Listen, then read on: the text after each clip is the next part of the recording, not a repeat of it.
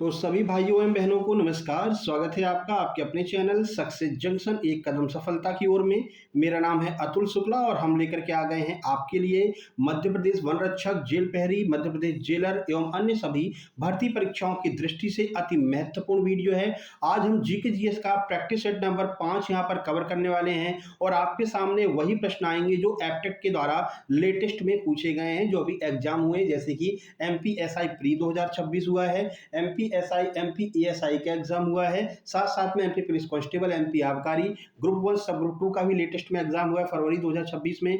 24 मार्च 2026 को अभी head constable का एग्जाम हुआ है। तो इन सभी एग्जाम्स में जो प्रश्न एप्टेक ने पूछे हैं वो प्रश्न आपके सामने आने वाले हैं। प्रश्नों का लेवल थोड़ा सा अच्छे लेवल का रहेगा, तो घबराना नहीं है, क्योंकि ऐसे ही प्रश्न आपके एग्जाम में पूछे जा रहे हैं। ठीक है, 20 प्रश्न आपके सामने आने वाले हैं। कमेंट बॉक्स में लास्ट में आप कमेंट करके बताएंगे कि 20 में से कितने प्रश्न आपके सही रहे हैं और हर प्रश्न के बारे में डिटेल में जानकारी भी आपको दी जाएगी। ठीक है, तो चलिए शुरुआत करते हैं।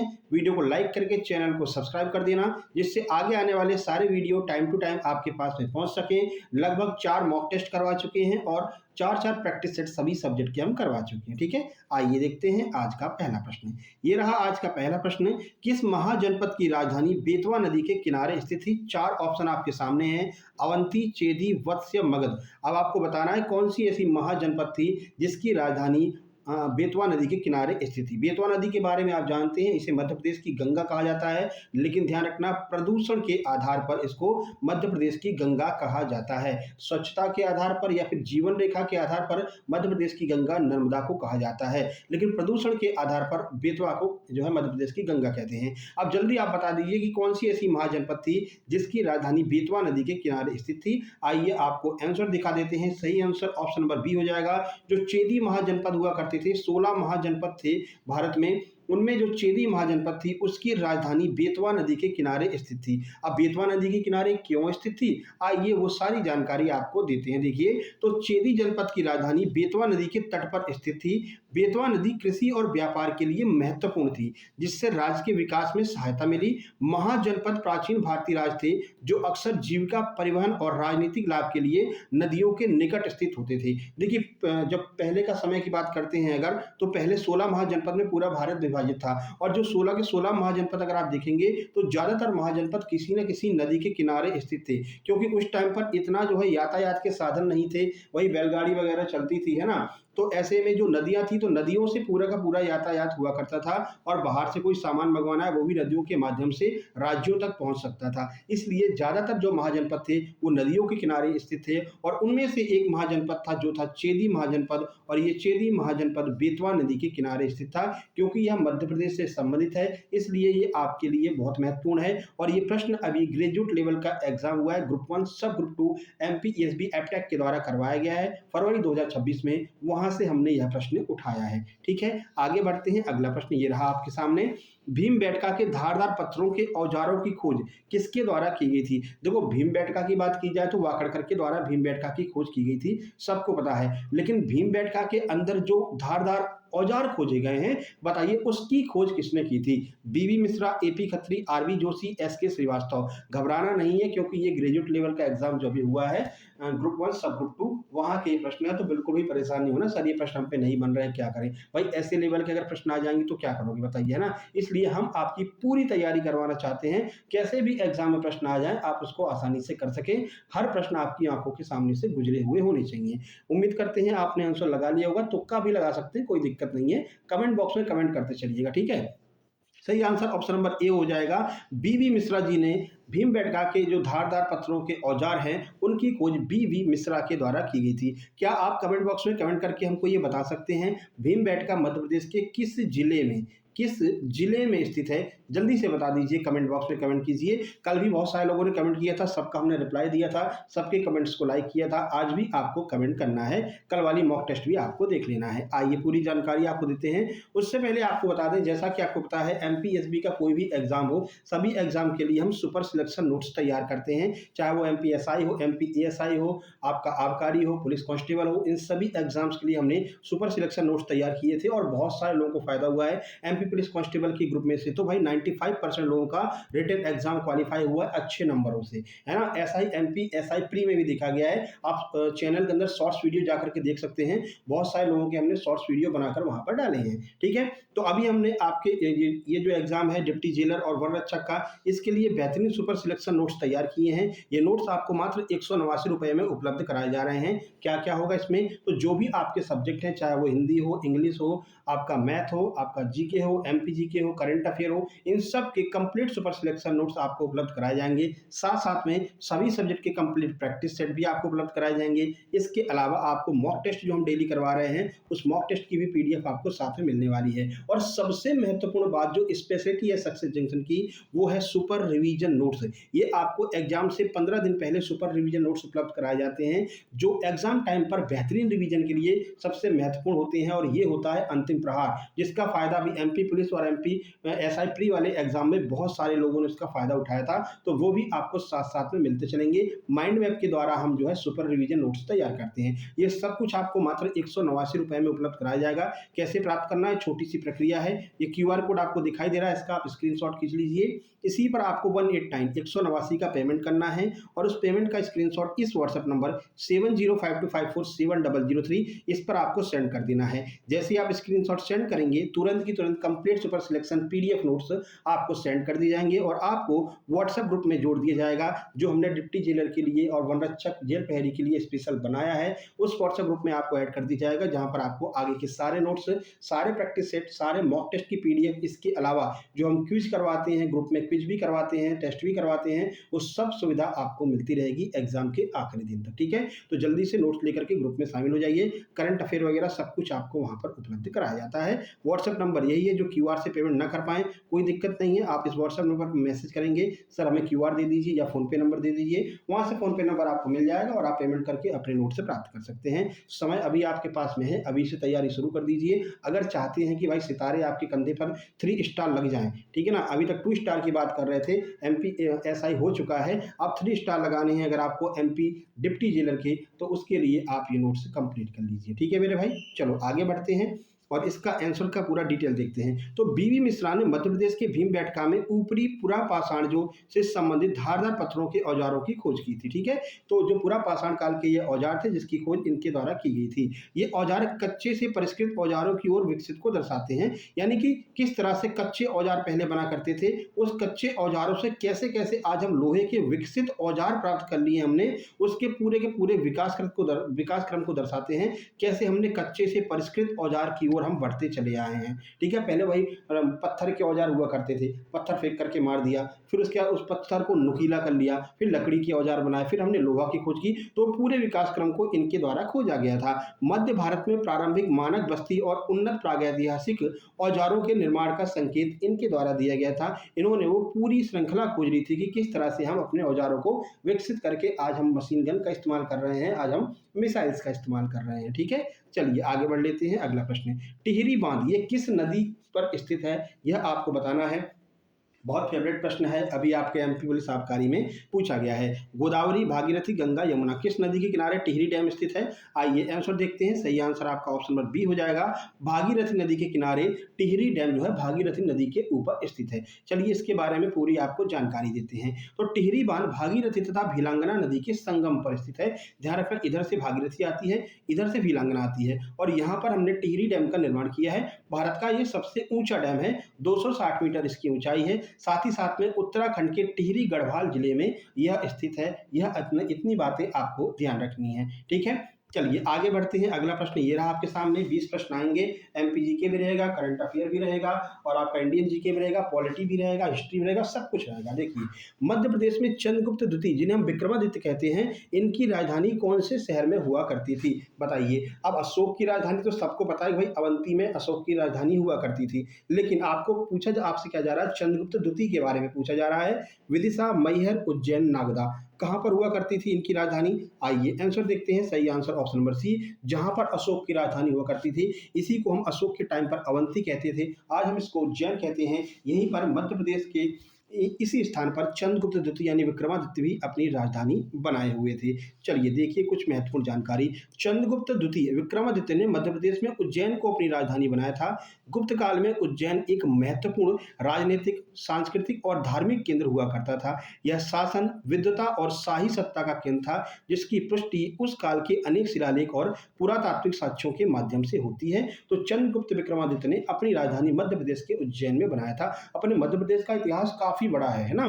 क्योंकि ये देखो, हर कोई चाहता है कि हम एक ऐसे स्थान पर रहें जहां पर हम सेफ रह सकें। तो ये अपने मध्य प्रदेश जो है ना, वो पूरे भारत के बिल्कुल बीचों बीच स्थित था। सबको पता था कि यहाँ पर पहुंचने में पूरे बहुत सारे राजाओं को जीतना पड़ेगा, तभी कोई विदेशी आक्रांता यहाँ तक आ सकता है। तो हर कोई मध्य प्रदेश की ओर आना चाहता था। ठीक है, तो चंद्रगुप्त विक्रमादित्य ने भी अपनी राजधानी मध्य प्रदेश के उज्जैन को बनाया था। अशोक ने भी अवंती को अपनी राजधानी बनाया था, इसके बारे में आपको पता ही है ना? चलिए आगे बढ़ लेते हैं और अगला प्रश्न देखिए। अगला प्रश्न है, निम्नलिखित में से कौन सा पृथ्वी शिखर सम्मेलन के रूप में जाना जाता है? 4 ऑप्शन आपके सामने हैं। बताइए कौन सा ऐसा सम्मेलन है या इनमें से कौन सा ऐसा ऑप्शन है जिसे हम पृथ्वी शिखर सम्मेलन के नाम से जानते हैं? बताइए। ये भी आपका एमपीएसआई प्री 2025 के एग्जाम में पूछा गया है। हेलेंसिकी घोषणा, रियो घोषणा, मॉन्ट्रियल प्रोटोकॉल या फिर स्टॉकहोम घोषणा। आइए आंसर देख लेते हैं। सही आंसर आपका ऑप्शन नंबर बी हो जाएगा। जो रियो घोषणा है उसको हम पृथ्वी शिखर सम्मेलन के रूप में जानते हैं। अब ये कब हुआ था, कहां पर हुआ था, इसका अन्य नाम क्या है, आइए वो भी आपको बता देते हैं। तो देखिए, पृथ्वी शिखर सम्मेलन के नाम से संयुक्त राष्ट्र पर्यावरण विकास सम्मेलन को जाना जाता है। तो ये संयुक्त राष्ट्र पर्यावरण विकास सम्मेलन के द्वारा जो है ये सम्मेलन आयोजित किया गया था। कहां पर आयोजित किया गया था? तो 3 से 14 जून 1992 तक ब्राजील के रियो डी जेनेरियो में इसका आयोजन किया गया था। इसे हम रियो समिट भी कहते हैं या इको 92 के नाम से भी इसको जाना जाता है। तो दोनों नाम आपको ध्यान रखना है। आपसे पूछ सकते हैं इको 92 के नाम से किसको जानते हैं, तो वो भी पृथ्वी शिखर सम्मेलन रियो वाला जो है, जो आपका 1992 में 3 से 14 जून के बीच में हुआ था। किसने करवाया था? तो संयुक्त राष्ट्र पर्यावरण विकास मंत्रालय के द्वारा इसको करवाया गया था। संयुक्त राष्ट्र के पर्यावरण विकास जो बॉडी होती है उसके द्वारा इसको करवाया गया था। इसी को हम इको 92 के नाम से जानते हैं। इको 92 जो है वो ध्यान रखना, आपके डिप्टी जेलर एग्जाम में ये प्रश्न बन सकता है। अगला प्रश्न देखिए, ब्रिटिश भारत में मध्य प्रांत किन क्षेत्रों को मिलाकर के बनाया गया था? जो हमारा मध्य प्रांत है वो किन 2 क्षेत्रों को मिलाकर के ब्रिटिशर्स ने किसको मिलाकर के मध्य प्रांत बनाया था? बुंदेलखंड बघेलखंड को मिलाया था, विंध्य प्रदेश भोपाल को मिलाया था, छत्तीसगढ़ ग्वालियर को, या फिर महाकौशल और बरार को? किसको मिलाकर के इन्होंने मध्य प्रांत की स्थापना की थी, बताइए। अभी हम विंध्य प्रदेश के ऊपर अलग से एक वीडियो लेकर के आने वाले हैं, क्योंकि विंध्य प्रदेश से अभी हमने देखा 24 मार्च को जो एग्जाम हुआ है इसमें विंध्य प्रदेश से बहुत सारे प्रश्न आए थे, तो विंध्य प्रदेश के ऊपर अलग से एक वीडियो बना देंगे, है ना। चलिए फिलहाल इसका आंसर देख लेते हैं। प्रश्न का सही आंसर आपका ऑप्शन नंबर डी हो जाएगा। महाकौशल और बरार को मिलाकर के मध्य प्रांत का निर्माण किया गया था। कैसे किया गया था, आइए वो भी देख लेते हैं। तो यहाँ पर देखते हैं, ब्रिटिश भारत के अंतर्गत मध्य प्रांत में महाकौशल और बरार क्षेत्र शामिल थे। ठीक है, ये क्षेत्र प्रांत का मुख्य भूभाग थे जिन पर ब्रिटिश प्रशासन का सीधा शासन था। इस पर जो ब्रिटिशर्स थे वो सीधा शासन किया करते थे। ठीक है, बुंदेलखंड, बघेलखंड, विंध्य प्रदेश, भोपाल, छत्तीसगढ़ और ग्वालियर जैसे पड़ोसी क्षेत्र मध्य प्रांत के बाहर रियासत या फिर स्वतंत्र रियासत थे। ये लोग स्वतंत्र रहा करते थे, ये जितने भी है ना ये स्वतंत्र थे, लेकिन जो आपका मध्य प्रांत था इस पर अंग्रेज सीधा नियंत्रण करते थे। भारत की स्वतंत्रता 1947 तक इस प्रांत को मध्य प्रांत और बरार के नाम से ही जाना जाता था। फिर बाद में आपको पता ही है पूरे भारत का एकीकरण किया गया, फिर मध्य प्रदेश का निर्माण हुआ, मध्य प्रांत को, विंध्य क्षेत्र को, विंध्य प्रदेश को, इन सबको मिलाकर के मध्य प्रदेश 1956 में बनाया गया था। उसके बारे में आपको ऑलरेडी बता चुके हैं। आगे बढ़ लेते हैं। अगला प्रश्न देखिए, भूमि प्रशासन और आपदा प्रबंधन पर राष्ट्रीय सम्मेलन कहां पर आयोजित किया गया था? बताइए। ये अभी लेटेस्ट में आयोजित किया गया अक्टूबर के आसपास 2025 में, है ना। तो ये आपका सीए का है, यानी कि करंट अफेयर का प्रश्न है। बताइए। गुजरात में, हरियाणा में, उड़ीसा में, उत्तराखंड में? प्रश्न का सही आंसर आपका हो जाएगा ऑप्शन नंबर ए, गुजरात में आयोजित किया गया है अभी हाल ही में आपदा प्रबंधन पर राष्ट्रीय सम्मेलन। देखिए, लास्ट 6 मंथ का करंट अफेयर आपसे पूछा जाता है ना। तो आप ये मान करके चलिए कि सितंबर छोड़ दीजिए, अक्टूबर, नवंबर, दिसंबर, जनवरी, फरवरी, मार्च, ये 6 महीने का करंट अफेयर आपको अच्छे से याद होना चाहिए, अच्छे से पढ़ा हुआ होना चाहिए। अगर आपका एग्जाम मई में जाता है तो अप्रैल का भी आपको करंट अफेयर पढ़ना होगा। ठीक है, वो सारी व्यवस्था हम करेंगे, उसके लिए आपको परेशान नहीं होना है। जो ग्रुप में जुड़े होंगे उनको पूरा current affair time to time मिल रहा होगा। ठीक है मेरे भाई, यहाँ पर देख सकते हैं, भूमि प्रबंधन विभाग और गुजरात के राजस्व विभाग के द्वारा भूमि प्रशासन और आपदा प्रबंधन पर राष्ट्रीय सम्मेलन 3 अक्टूबर और 4 अक्टूबर 2025 को महात्मा गांधी कन्वेंशन सेंटर गांधीनगर में आयोजित किया गया। इसमें राजस्व कानून, भूमि अभिलेख, पुनः सर्वेक्षण, आपदा प्रबंधन और मानव संसाधन योजना जैसे विषयों पर अभी हाल ही में चर्चा हुई है। तो ये 3 अक्टूबर 2025 का करंट अफेयर है, आपको ध्यान रखना है। गुजरात में इसका आयोजन किया गया, गांधीनगर में। अगला प्रश्न देखिए, सखारोव पुरस्कार किस संगठन के द्वारा दिया जाता है? कौन सा संगठन सखारोव पुरस्कार देता है? बताइए, संयुक्त राष्ट्र, एमनेस्टी इंटरनेशनल, यूरोपीय संघ या फिर विश्व स्वास्थ्य संगठन? आइए, प्रश्न का सही आंसर आपका हो जाएगा ऑप्शन नंबर सी, यूरोपीय संघ के द्वारा यह पुरस्कार दिया जाता है। ये आपका भी ग्रेजुएट लेवल का जो एग्जाम हुआ है, सब ग्रुप 1 सब ग्रुप 2 का, उसका ये प्रश्न है, तो परेशान नहीं होना है ना। देखो, आपका जो एग्जाम है वो वन रक्षक के साथ साथ में, जेल प्रहरी के साथ साथ में डिप्टी जेलर का भी एग्जाम है, तो वहाँ पर हाई लेवल के प्रश्न पूछे जाएंगे। तो उसी स्तर का हम सारा प्रैक्टिस सेट बनवाते हैं, चाहे वो आपका जीके जीएस हो, चाहे वो आपका साइंस हो, मैथ हो, सबका प्रैक्टिस सेट हम उसी लेवल का बनवाते हैं जो दोनों में आपके काम आ सके। तो सखारोव पुरस्कार के बारे में देख लेते हैं, जो मानव अधिकारों के लिए यूरोपीय संघ का सर्वोच्च सम्मान है। 1988 में इसकी शुरुआत की गई थी। यह पुरस्कार सोवियत संघ नोबेल शांति पुरस्कार विजेता आंद्रेई सखारोव के नाम पर दिया जाता है। इन्होंने शांति का नोबेल पुरस्कार जीता था और ये सोवियत संघ के रहने वाले थे। इन्हीं के नाम पर सखारोव पुरस्कार दिया जाता है। हर साल दिसंबर में स्ट्रासबर्ग, फ्रांस में यूरोपीय संसद में 50,000 यूरो की राशि के साथ यह पुरस्कार मानव अधिकारों के रक्षकों को दिया जाता है। ठीक है मेरे भाई, आगे बढ़ लेते हैं, अगला प्रश्न देखते हैं। ये रहा करंट अफेयर का प्रश्न आपका, युगे युगेन भारत राष्ट्रीय संग्रहालय किस प्रमुख परियोजना के तहत विकसित किया जा रहा है? ये भी आपका बिल्कुल लेटेस्ट करंट अफेयर है। तो कहां पर ये युगे युगेन भारत राष्ट्रीय संग्रहालय विकसित कर रहे हैं और कौन सी परियोजना के अंतर्गत विकसित कर रहे हैं, यह भी आपको बताना है। और ये भी आपका ग्रेजुएट लेवल एग्जाम ग्रुप 1 सब ग्रुप 2 ईएसबी एप्टेक का प्रश्न है। तो आज छोड़ करके मत चले जाना बीच में कि सर कठिन प्रश्न लेकर के आए हो, हम नहीं कर रहे हैं, बेईमानी हो गई। तो ऐसा बिल्कुल भी नहीं है, आपको हर प्रश्न करके चलना है मेरे भाई, है ना। हर प्रश्न आपकी आंखों के सामने से गुजरा हुआ होना चाहिए, तभी आप वहां पर आराम से लगा सकेंगे।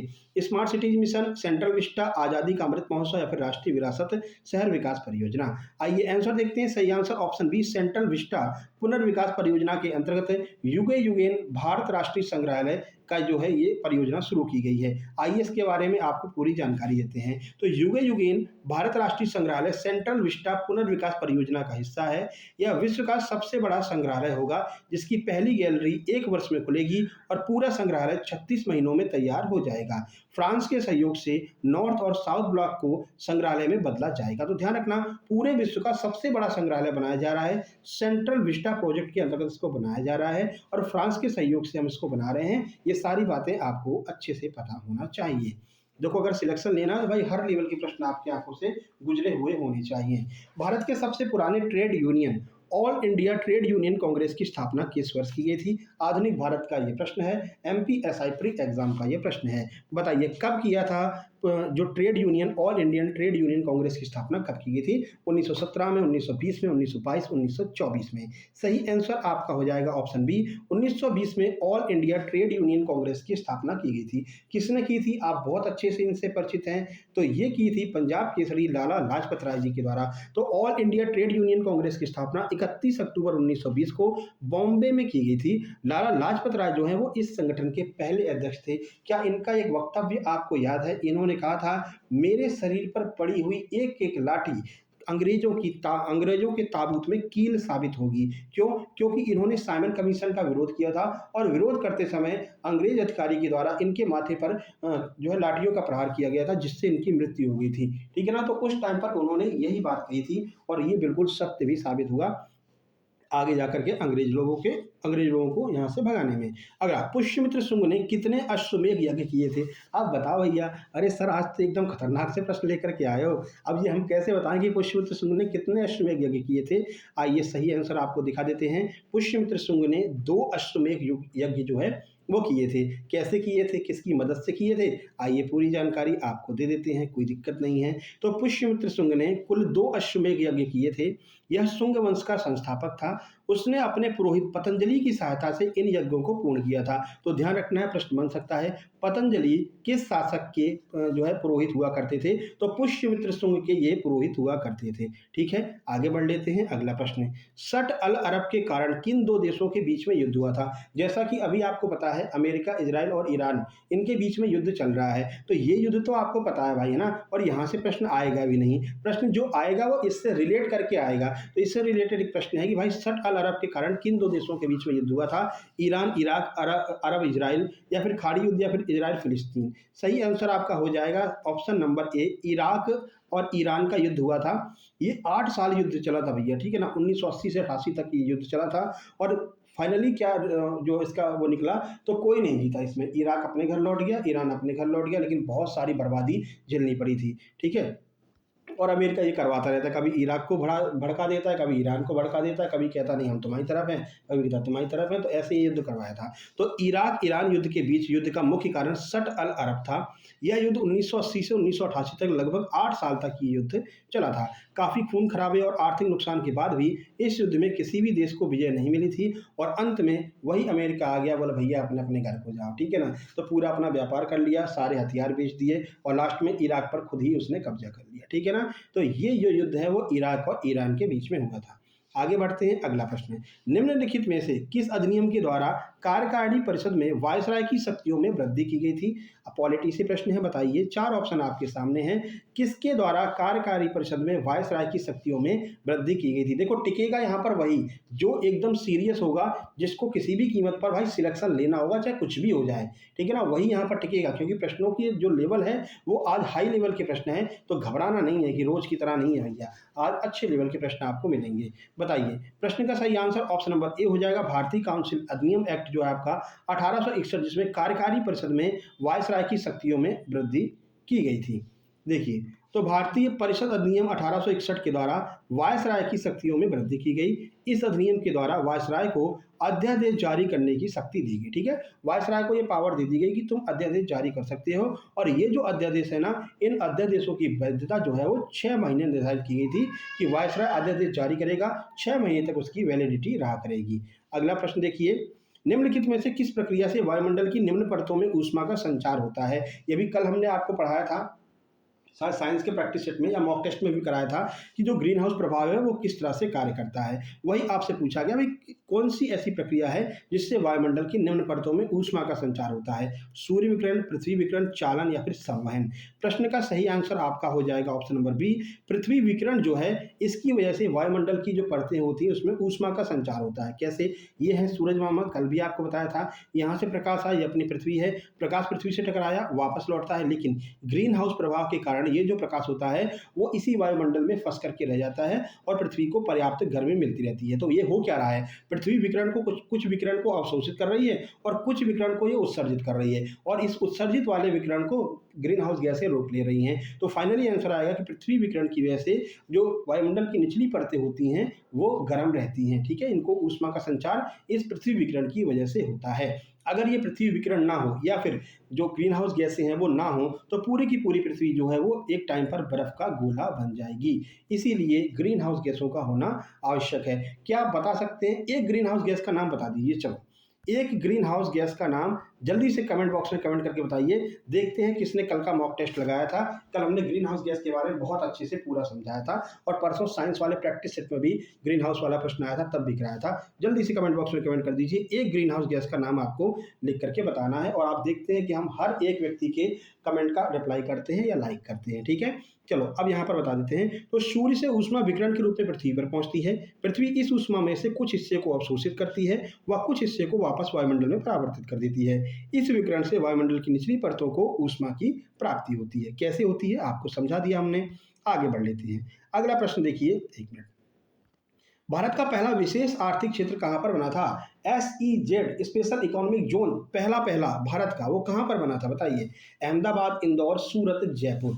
बताइए क्या होगा इसका आंसर? तो ये हो जाएगा आपका मध्य प्रदेश की आर्थिक राजधानी जो है इंदौर, ठीक है। इंदौर में भारत का पहला स्पेशल इकोनॉमिक जोन SEZ का निर्माण किया गया था। क्यों किया गया था? देखिए, तो भारत का पहला स्पेशल यानी कि विशेष आर्थिक क्षेत्र मध्य प्रदेश की आर्थिक राजधानी इंदौर में बनाया गया था।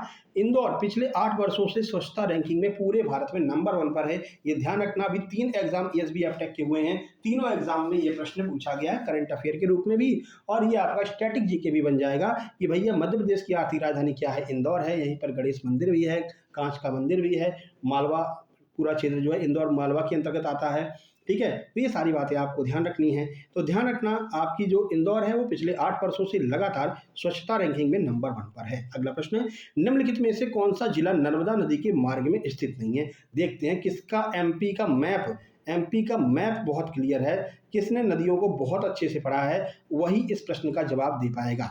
बताइए, ये भी आपका ग्रुप 1 सब ग्रुप 2 जो ग्रेजुएट लेवल एग्जाम फरवरी 2026 में हुआ उसका प्रश्न। बताइए, मंडला, देवास, खरगोन, बिरसा, कौन सा ऐसा जिला है जो नर्मदा नदी के मार्ग में नहीं आता है? ऊपर से पढ़ के निकल जाओगे तो भैया कुछ नहीं होगा। नर्मदा पढ़ लिया, हाँ नर्मदा नदी यहाँ से निकलती है, धुआंधार जलप्रपात भेड़ाघाट में बनता है, ऐसे ऐसे जाती है, माँ नर्मदा कहते हैं। ये सारी बातें भैया फ्लॉप हो जाएंगी अगर डिप्टी जेलर का एग्जाम आप दे रहे हैं तो अच्छे लेवल के प्रश्न आते हैं। तो विदिशा जिला जो है वो नर्मदा नदी के मार्ग में नहीं पड़ता है। क्यों नहीं पड़ता वो देख लो।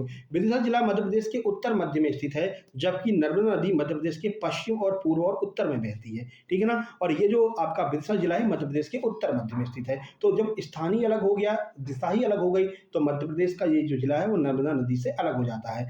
धुआंधार जलप्रपात नर्मदा नदी भेड़ाघाट में स्थित है। नर्मदा के बारे में आपको बहुत सारी चीजें बताई हैं हमने, बार बार बताते हैं। अमरकंटक हो जाएगा, यहाँ से 2 नदियां निकलती हैं, एक निकलती है नर्मदा नदी, ये पूर्व से पश्चिम की ओर बहती है, एक निकलती है सोन नदी, ये जाती है पश्चिम से पूर्व की ओर, ये जाकर के यहाँ पर पटना बिहार में जाकर गंगा में मिल जाती है, गंगा बंगाल की खाड़ी में। यहाँ से आपकी नर्मदा नदी चलती है रिफ्ट वैली का निर्माण करती हुई, और ये बढ़िया से बहती हुई चलती है और जाकर के एस्चुरी का निर्माण करती है, अरेबियन सी में गिरती है। इसी के समानांतर मुल्ताई से ताप्ती नदी निकलती है, ताप्ती नदी इसके समानांतर बहती हुई ये भी अरब सागर में जाकर के एस्चुरी का निर्माण करते हुए गिरती है। ये दोनों नदियां उल्टी दिशा में बहती हैं, पूर्व से पश्चिम की ओर बहती हैं। ये सारी बातें आपको अच्छे से पता होना चाहिए। आगे बढ़ लेते हैं, अगला प्रश्न, महेश्वर को पवित्र शहर कब घोषित किया गया था? आप बताओ, तुम महेश्वर के बारे में बहुत पढ़े हो ना, चलो बताओ महेश्वर को पवित्र शहर कब घोषित किया गया था? 2016 में, 2014 में, सन 2000 में या फिर 2010 में? बताइए मेरे भाई। तो सही आंसर आपका हो जाएगा ऑप्शन नंबर बी, वर्ष 2014 में महेश्वर को पवित्र शहर घोषित किया गया था। तो महेश्वर को 2014 में पवित्र शहर घोषित किया गया। यह नर्मदा नदी के किनारे खरगोन जिले में स्थित है, यह भी आपको ध्यान रखना है। अगला प्रश्न आपके सामने, भारतीय संविधान का कौन सा अनुच्छेद यह कहता है कि सभी सार्वजनिक जगहें सभी नागरिकों के लिए हैं, सब लोग उसका इस्तेमाल कर सकते हैं? कौन सा आर्टिकल बोलता है? बताइए। 15(2), 16(2), अनुच्छेद 17, अनुच्छेद 18। तो भाई 18 तो उपाधियों का अंत हो गया है ना, 17 स्पष्टता का अंत हो गया। बताइए इन दोनों में से कौन सा है? आपको कंफ्यूजन हो सकता है। प्रश्न का सही आंसर ऑप्शन नंबर ए हो जाएगा, यानी कि अनुच्छेद 15(2) ये कहता है कि मेरे भाई सभी सार्वजनिक जगहें जो होती हैं, यानी जो सरकारी हॉस्पिटल हैं, जो रेलवे स्टेशन हैं, जो सराय हैं, जो मस्जिदें हैं, जो मंदिर हैं, वो सभी नागरिकों के लिए हैं, सब लोग उसका इस्तेमाल कर सकते हैं। यहाँ पर आप देख सकते हैं अनुच्छेद 15(2) के अनुसार सभी सार्वजनिक जगह आम नागरिकों के लिए हैं। यह संविधान के भाग 3 में मौलिक अधिकारों के अंतर्गत आता है, यह भी आपको ध्यान रखना है। कल हमने आपसे प्रश्न पूछा था कि भाई कौन सा ऐसा आर्टिकल है जो आपातकाल के दौरान भी निरस्त नहीं होता है? तो बहुत सारे लोगों ने इसका आंसर दिया है, 20 और 21 आर्टिकल जो है आपका निरस्त नहीं होता है। आज हम आपसे पूछ रहे हैं कि भाई कौन सा ऐसा आर्टिकल है जो संविधान में संशोधन करने की शक्ति देता है? तो संविधान संशोधन के बारे में कौन से अनुच्छेद में बताया गया है? देखते हैं किस किस की पॉलिटिक्स कितनी तगड़ी है, कमेंट बॉक्स में कमेंट कीजिएगा। हम बढ़ते हैं अगले प्रश्न की ओर, जो कि आपका ये रहा, बहुत महत्वपूर्ण है, करंट अफेयर का ये प्रश्न बनेगा, क्योंकि ये देश जो है वो चर्चा में है। नेसेट किस देश की संसद का नाम है? अभी एक एक संसद का नाम, उनकी मुद्रा का नाम या फिर उसकी राजधानी का नाम आपके एग्जाम्स में पूछे जा रहे हैं लगातार, एप्टेक का फेवरेट प्रश्न है। तो नेसेट जो है वो किस संसद का नाम है? कौन सी देश का? America, Iran, Israel, Bharat. आइए आंसर देखते हैं। प्रश्न का सही आंसर हो जाएगा ऑप्शन नंबर ए नहीं होगा मेरे भाई, है ना, ये ए का नहीं है, इजराइल कर लीजिए, ये सी का होगा, ठीक है। हम जब आपको इसका नोट्स देंगे तो सी कर लीजिएगा इसको। इजराइल की संसद का नाम नेसेट होगा, अमेरिका तो कांग्रेस है। देखिए, तो नेसेट इजराइल की संसद का नाम है। इजराइल में एक सदनी विधायिका का प्रावधान है। प्रधानमंत्री नेसेट को भंग कर सकता है ना, तो अपने यहाँ लोकसभा अध्यक्ष भंग करता है, लेकिन वहाँ पर एक सदनी विधायिका है और प्रधानमंत्री ही उसको भंग कर सकता है। इजराइल की राजधानी क्या है? तो इजराइल की राजधानी यरूशलेम है, ये भी आपको ध्यान रखना है। भारत में पहली बार आम चुनाव कब हुए थे? ये आप बताइए, पहली बार आम चुनाव कब हुए थे? तो सबको पता है, नॉर्मल सा प्रश्न है। 1951 में भारत में पहली बार आम चुनाव हुए थे। आइए इसके बारे में कुछ आपको जानकारी दे देते हैं। यहाँ पर भी थोड़ा सा मिसमैच हो गया है, है ना, एक साथ अप्लाई किया गया तो थोड़ा-सा गड़बड़ हो गया, कोई दिक्कत नहीं है। देखो, भारत में पहली बार आम चुनाव 25 अक्टूबर 1951 से 27 मार्च 1952 तक हुए थे। इन चुनाव में कांग्रेस ने स्पष्ट बहुमत से सरकार बनाई और जवाहरलाल नेहरू भारत के पहले प्रधानमंत्री के रूप में यहाँ पर चुने गए थे। चलिए आगे बढ़ते हैं और इस तरह से आपका ये पूरे के पूरे 20 प्रश्न समाप्त होते हैं। तो अब आपको बताना है कि 20 में से कितने प्रश्न आपके सही निकले। आज का लेवल थोड़ा-सा हाई लेवल का था, तो परेशान मत होना। आज हमने चाहा था कि भाई डिप्टी जेलर का जो एग्ज़ाम आता है, तो उसके लिए हमने ग्रेजुएट लेवल का जो ईएसबी अब टेक ने अभी लेटेस्ट में एग्ज़ाम करवाया है ग्रुप 1 सब ग्रुप 2 के, उनके प्रश्नों को हमने यहाँ पर रखा था, आंसर की हमारे पास में आ गई थी। हमने कहा था क्यों ना उस लेवल के प्रश्नों को भी रखा जाए, तो ये उस लेवल के प्रश्न हैं, बहुत घबराना नहीं है। जो भी यहाँ से 10 प्लस 10 प्लस स्कोर किया होगा वो अच्छे स्कोर पर है ना? कोई ऐसी परेशानी वाली बात नहीं है। देखो जीके जीएसई आपका सिलेक्शन करवाएगी, क्योंकि देखो मैथ हर किसी से बन जाता है, हिंदी हर किसी से बन जाती है। इंग्लिश में थोड़ा हाथ ढीला है तो वो हम कंप्लीट करवा ही रहे हैं। इंग्लिश की हमने नई सीरीज़ चालू कर दी है, महा मैराथन टॉपिक वाइज़। लेकिन बात वही है कि आप लोग कितना सपोर्ट करते हैं, है ना? तो अभी तक बहुत कम व्यूज़ उस पर आए हैं, तो अच्छे व्यूज़ लाइए भैया, 1000 के पार करवाइए। जैसे ही आप 1000 पार होगा, वो वाली वीडियो महा मैराथन टेंस की, उसके बाद में अगला टॉपिक आपका आ जाएगा। बाकी करंट सीरीज़ हम पैरेलल चला ही रहे हैं, करंट सीरीज का भी वीडियो आपका आता रहता है। इसके अलावा मॉक टेस्ट भी करवा रहे हैं, प्रैक्टिस टेस्ट भी करवा रहे हैं। भाई इतनी मेहनत आपके लिए कर रहे हैं, फिर भी आप लोग लाइक नहीं करते हैं, कमेंट बॉक्स में कमेंट नहीं करती हैं, गलत बात है ना? तो इस वीडियो को जल्दी से लाइक कर दो, जल्दी से भैया लाइक कर दो और सब्सक्राइब कर लो। साथ ही साथ में शेयर कर दो इस वीडियो को अपने सभी दोस्तों के पास में। इसके अलावा नोट्स के बारे में आपको बता दिया है, 7052547003 पर व्हाट्सएप करके आपको अपने नोट्स प्राप्त कर लेने हैं, ठीक है? उन नोट्स के साथ साथ में आपको व्हाट्सएप ग्रुप का एक्सेस मिलेगा। व्हाट्सएप ग्रुप में आपको बहुत हेल्प होने वाली है, क्योंकि अभी एमपी पुलिस के व्हाट्सएप ग्रुप से 95% जो लोगों ने अच्छा स्कोर किया था और रिटन एग्जाम क्वालिफाई किया था। ठीक है मेरे भाई, तो आप भी उन 95% लोगों में आना चाहते हैं तो जल्दी से डिप्टी जेलर का जो नया व्हाट्सएप ग्रुप बना है उसको ज्वाइन कर लीजिए नोट्स लेकर के। तो मिलते हैं नेक्स्ट वीडियो में, उम्मीद करते हैं आप लोग इसे शेयर करेंगे। आपके घर में 10 मोबाइल हैं तो भाई 7 मोबाइल में चला दीजिए, 2 मिनट चला कर रख दीजिए और बाकी अपने मोबाइल में पूरा उसको देखिए, कोई दिक्कत नहीं है ना? तो वो डिपेंड करता है कि आप हेल्प करना चाहते हैं कि नहीं, आप सपोर्ट करना चाहते हैं कि नहीं, आप ये चाहते हैं कि ये जो फ्री हमको कंटेंट इतने हाई लेवल का मिल रहा है ये मिलता रहे या नहीं, वो सब आपके ऊपर डिपेंड करता है, ठीक है? तो चलिए मिलते हैं नेक्स्ट वीडियो में, तब तक के लिए नमस्कार, धन्यवाद।